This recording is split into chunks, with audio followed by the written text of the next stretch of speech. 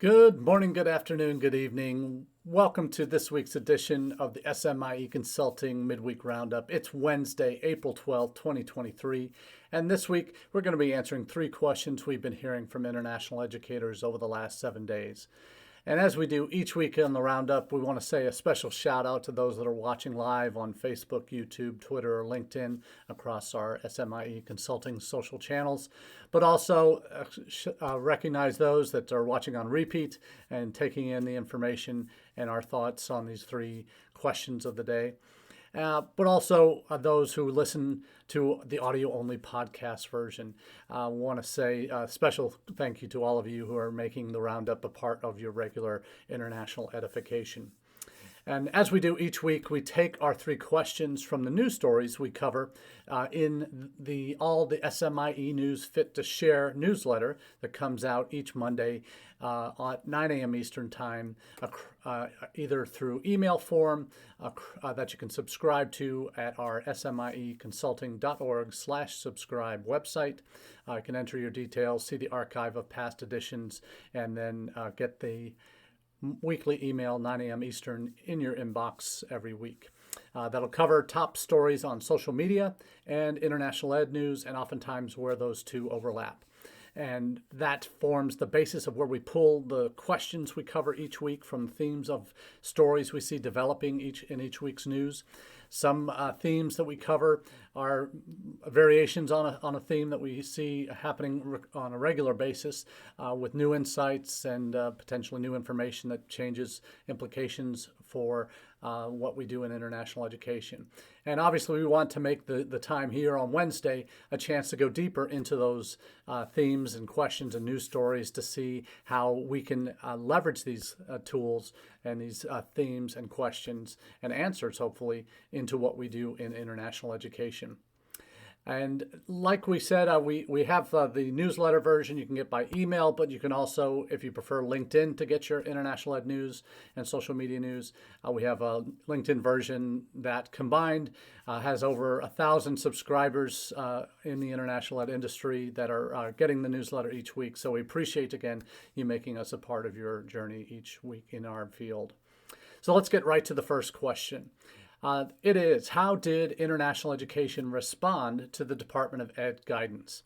Now, if you remember, in February, mid-February, the Department of Education released this guidance that was initially intended to be for restrict U.S. institutions from using third-party providers who are outside the United States and or not owned by U.S. citizens from using any funds related to Title IV. Title IV basically surrounds federal financial aid, and this guidance would have prevented any funding that institutions get from federal financial aid to support these third-party providers, primarily OPMs, that were the initial target of this for funding them through Title IV money. So that was the initial supposed intent of the Department of Ed guidance. And I use the quotes guidance because it's been anything but a guide to how to do things properly in government speak. It's been the antithesis of that, and the international ed industry has certainly responded vociferously in the last month and a half since this was released. March 31st was the deadline for public comment on the guidance that the Department of Ed set out.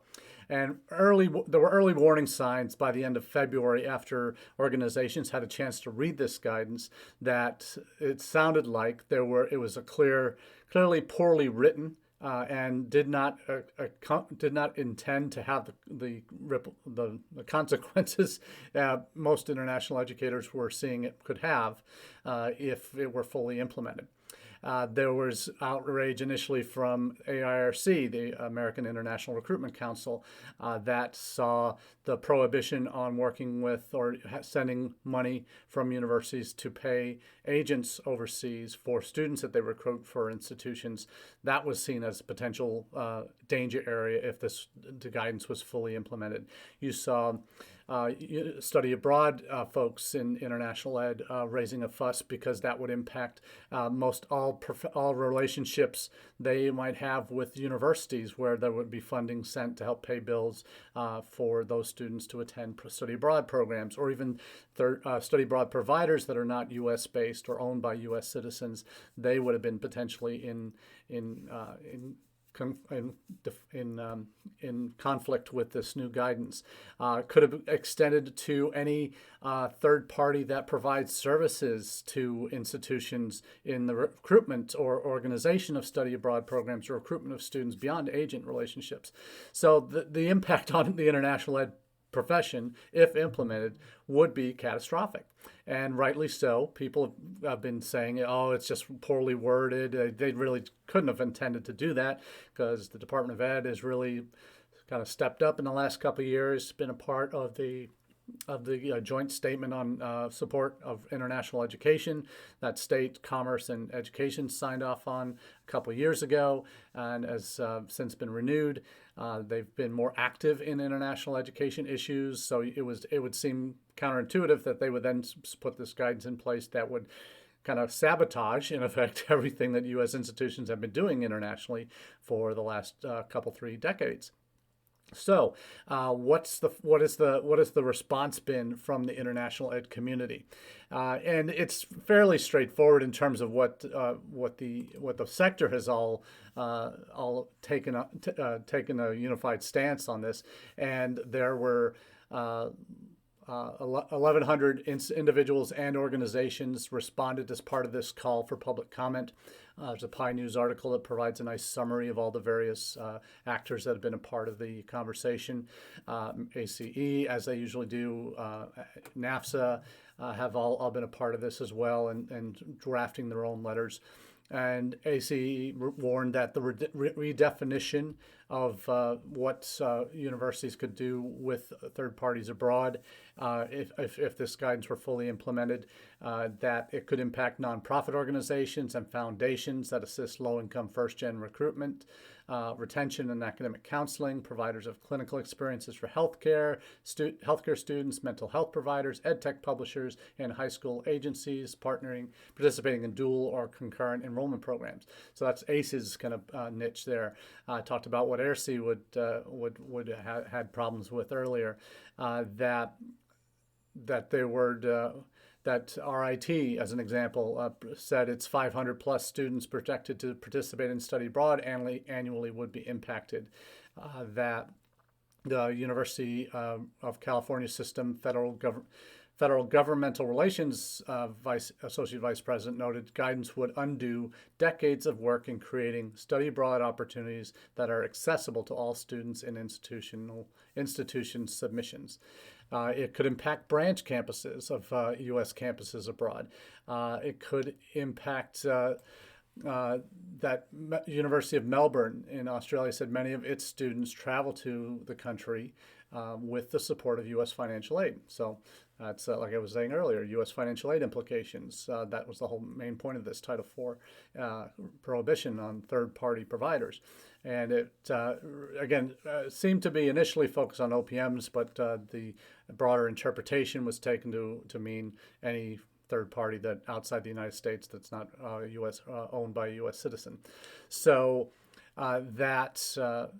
yeah, and as the PI article continues, it quotes the NAFSA response in that the DCL guidance letter flies in the face of the 2021 joint statement that we talked about earlier, that the Biden-Harris administration could be relied on to do everything it can to make your work easier in terms of international ed. So it would prevent need-based aid being used for students to study abroad. AIEA added that removing access to federal financial aid that Americans gain via Title IV funds will only further expand socioeconomic void in access to impact learning practices. So, I mean, it was really a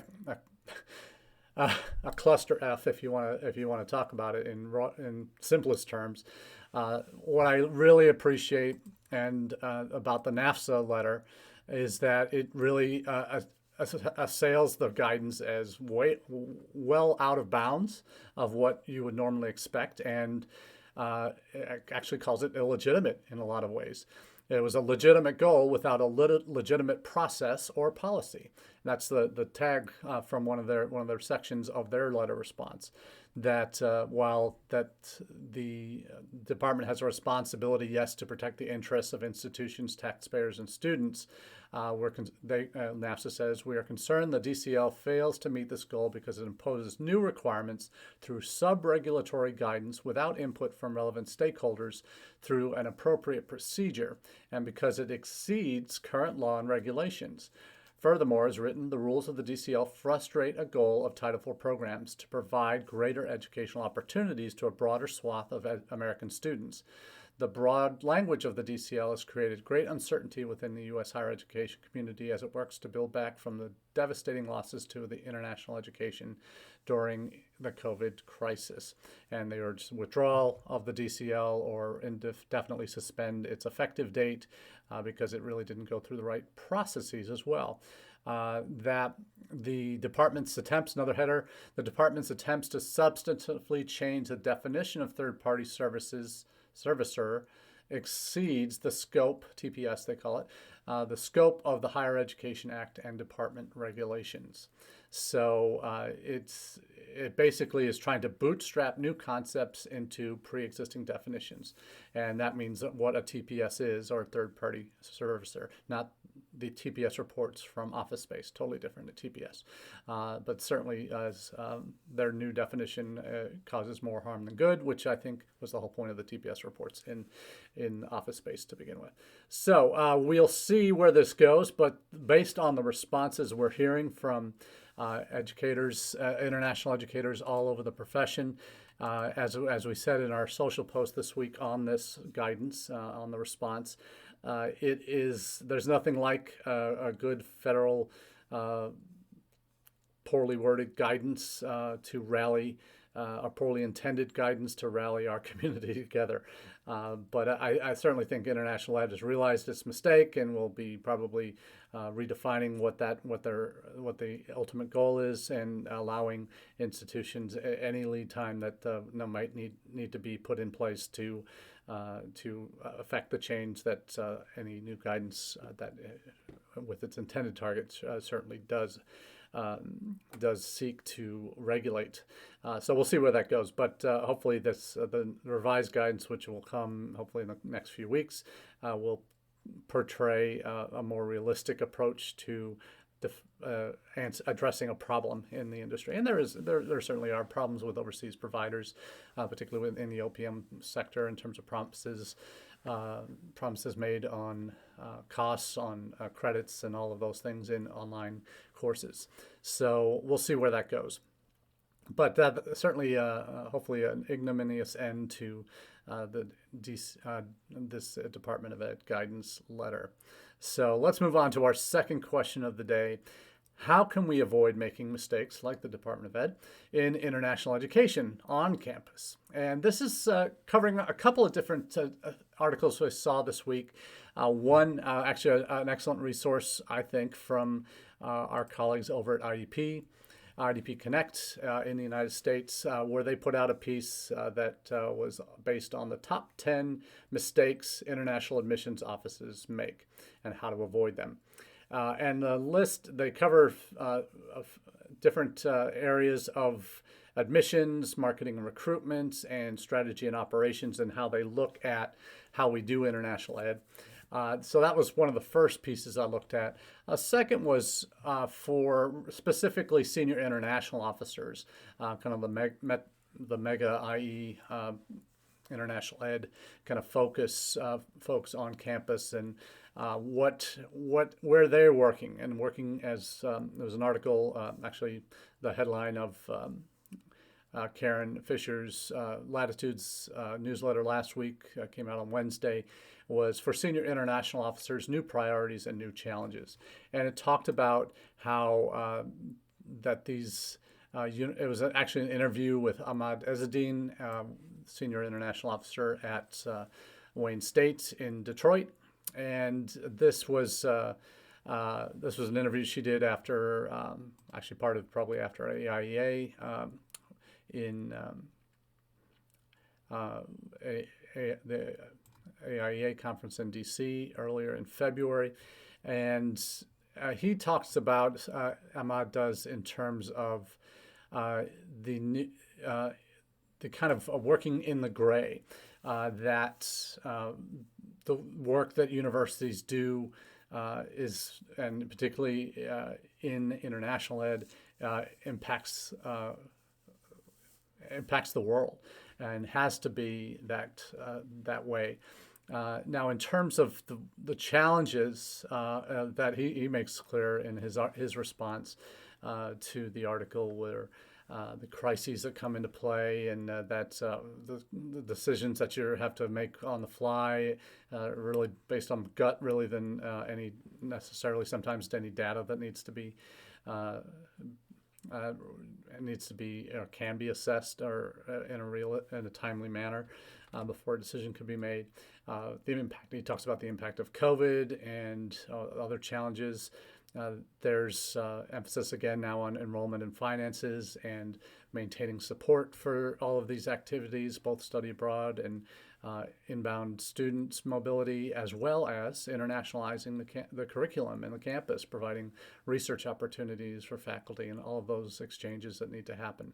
So he makes the point is that there's a lot of turnover. There has been a lot of turnover in the field, and that's been an issue. Why are so many folks retiring, and the pressures of the pandemic and all of these other things.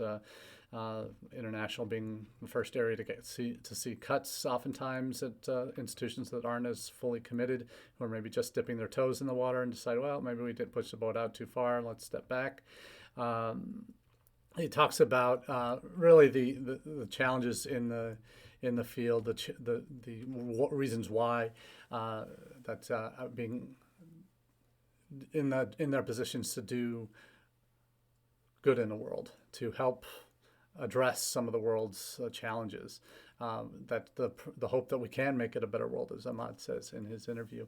So I think there's a lot from the interview that I certainly encourage you to read. Karen's interview with him in her last week's Latitudes edition. But there's certainly some mega issues that SIOs have to address, and how do they avoid those mistakes. And he makes the case very clearly in his interview that it's keeping senior leadership in the loop, and hopefully already as an SIO, already having the ear of senior leadership, presidents, provosts, that can keep them up to date as to what's happening in the field, what world events are going to impact international education, and what are the options for responding as an institution. Getting out in front of a lot of these issues early is always a challenge, and that's the role that an SIO has to play, to make sure that he's getting information from the ground up, seeing from admissions folks what those trends are in international, in terms of where there may be some pain points in systems that exist. He's hearing from study abroad folks to figure out if there's any challenges we're having in terms of implementing more robust study abroad programs. He'll hear from deans about some of the faculty challenges in internationalizing their curriculum and how they need support. So some really solid things that obviously Ahmad deals with every day in his role as an SIO that you need to be prepared for, and there are ways to avoid those, and it means both managing up but also managing down, and keeping yourself open as an SIO to the challenges that are affecting your staff and the students ultimately that are the beneficiaries of what you do. So great article with Karen, interview with Karen, that really touches on some larger points. But I do point to for the kind of nuts and bolts for the international admissions folks. There are some things that I've certainly written about before, certainly when I was doing some columns for IDP Connect over the years. Some of these issues that they bring up are ones that I've addressed. Certainly, they are the ones that I see all the time in consults I've done with institutions over the years. and some of the pain points that I know at UNLV we've certainly started to address.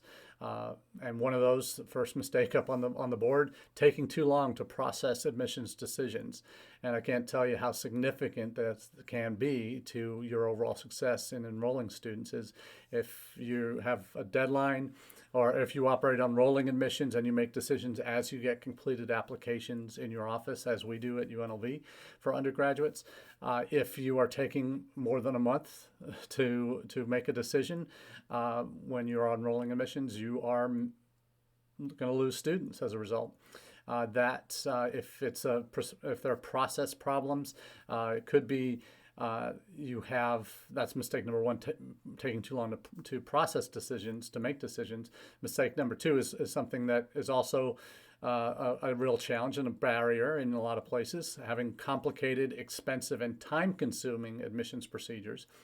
Now, this is probably going to be the complicated piece is if you've got a lot of recommendation letters, a lot of essays, a lot of extra things that you require as part of the application. If you're still requiring SAT, ACT, and potentially subject tests, that's a complication. Because it also adds expense if they have to take additional tests. The expense of your application fee. We have a pretty substantial application fee that we can't waive right now because that fee funds positions in our admissions office, and that's something longer term is that we're working towards addressing. We don't have the ability to give out waivers, app fee waivers, to certain groups or certain areas without some really significant mountains to be moved. So that's a challenge for us. We talk about time-consuming admissions procedures. This probably for us is going to be more on the graduate side, where in the past, for this current recruitment cycle and for previous cycles, we required NACE's a credential evaluation from one of their approved credential evaluators companies like OS or an ECE, those type of services. That adds an extra layer of expense and delay in students being able to complete their applications in a timely fashion.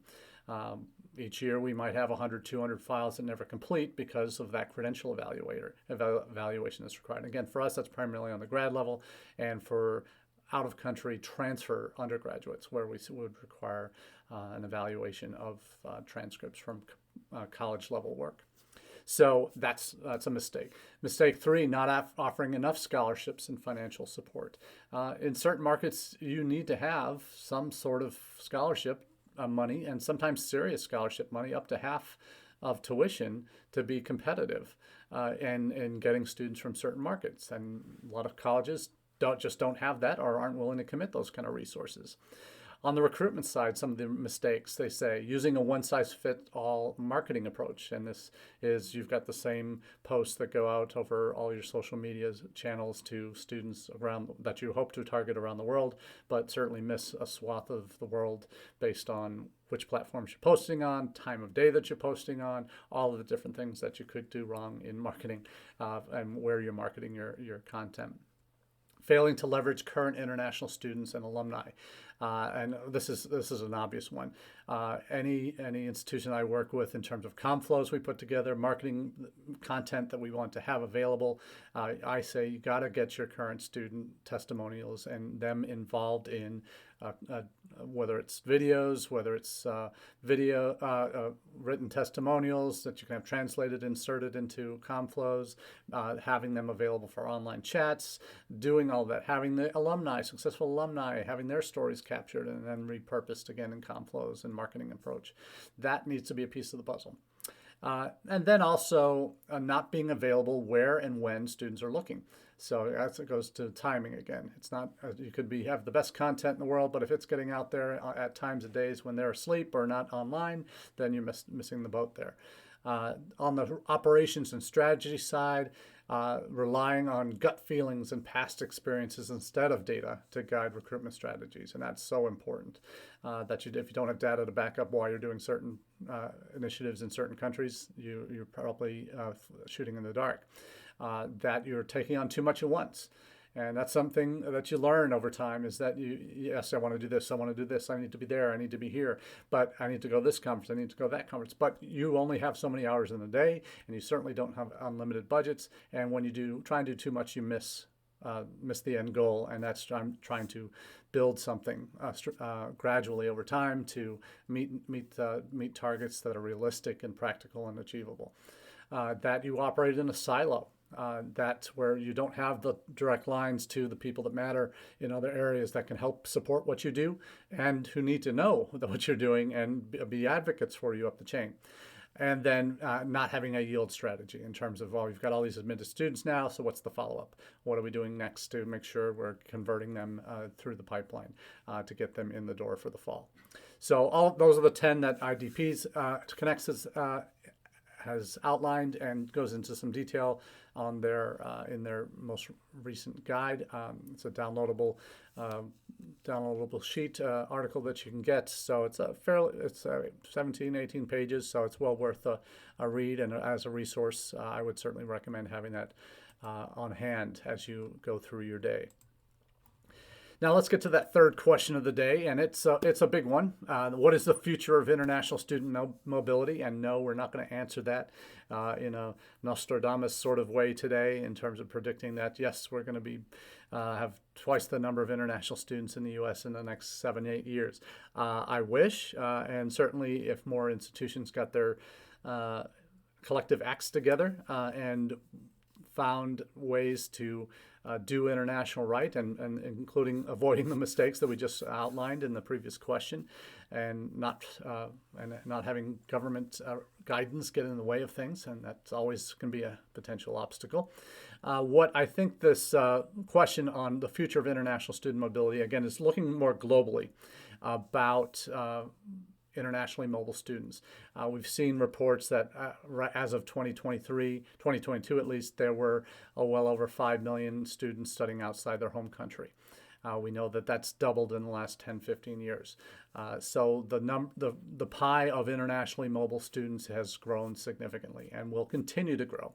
And the article that kind of drove a lot of what we're talking about here in terms of a bigger picture view of student mobility through 2050 is a report from Holon IQ that does a series of these reports fairly frequently, that they project an additional 1 billion post-secondary graduates worldwide through 2050. Now, that's not 1 billion post-secondary graduates who are looking to go outside their home country, but that's just a total number that would be looking to need or looking for higher education opportunities. And that's post-secondary graduates. So that's those that are actually going to be coming out of secondary schools, going into college and university, and graduating in the next 27 years.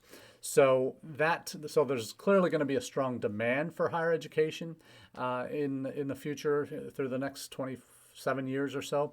That demand, because of capacity concerns in certain markets, that clearly they don't have the capacity to educate everybody who wants a spot within their own countries. A lot of them will start looking overseas.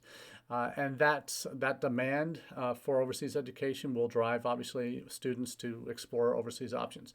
Will all of those come to the United States? Clearly no. If you've been listening to anything we've said over the last 3.5 years of doing these, actually 4.5 years of doing these lives, you know that that is not a process that happens in a vacuum. They don't all just come to the United States.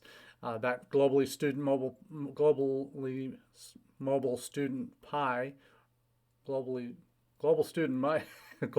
international student mobility pie has grown substantially, as we said, more than doubled in the last 20 years.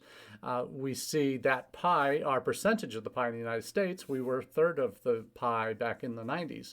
We're now 15% of the pie and shrinking. But our overall numbers have, over time, have grown substantially as well, more than doubled in the last 20 years.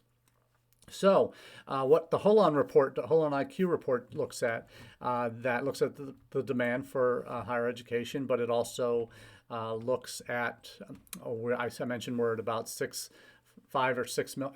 million people, students studying outside their home country right now. But they're anticipating as many as 8 million students studying abroad by 2030. So from about pre-pandemic 2019 to we're at 5 or so to as many as 8 million by 2030. So significant increases in a fairly short order of time, less than in a little more than a decade. So Asia and Africa are going to be the key drivers of that growth. Asia is already 70% of the global student market. Africa is going to dig into their share overall. Those two continents will approximate 80% of the total global population outside of their home countries. Our total population of the world, 80% of the world's population will be from Africa and Asia between 2060 and 2070. So the numbers that are coming from there, obviously, that can't find places in their home countries for higher ed, is going to be quite significant as well. So the analysis does conclude that many students will be seeking an English taught degree or qualification because top institutions, half the top 500 universities worldwide are in the US, UK, Canada, or Australia. Global demand considerably exceeds the enrollment capacity of those top tier institutions. So there'll be more competition further down the chain beyond the big four destinations. That for the past 20 years, the big four have held on at about 37% of the globally minded students that are studying outside their home country. Their share is going to stay consistent probably, but other markets will come into play, and there will be more other destinations competing for those same students. So there'll be some notable shifts. The U.S. has lost about 15% of market share, as I shared earlier, especially in the 2015 to 2020 area. Canada gained the most, as we've seen with their 800,000 number currently in Canada, as we've reported on recently. So there's some real good data in this report. But the bottom line is total student spending from the report that was profiled in the ISEF Monitor this week. Total student spending is expected to be more than double to over $433 billion by the end of this decade, from pre-pandemic of just under $200 billion. That's globally. So quite significant financial resources that will be coming to those institutions that enroll international students through the end of this decade. So we'll see where it goes, but the future is certainly looking bright. It's going to be increasingly competitive, but there are more positive signs that students will continue to go seek out opportunities outside their home countries for higher ed. So hopefully we'll all still be in high demand jobs in the coming decade or so. So until next time, that's all we have for the Roundup this week, but we wish you the very best and look forward to chatting with you soon. Cheers.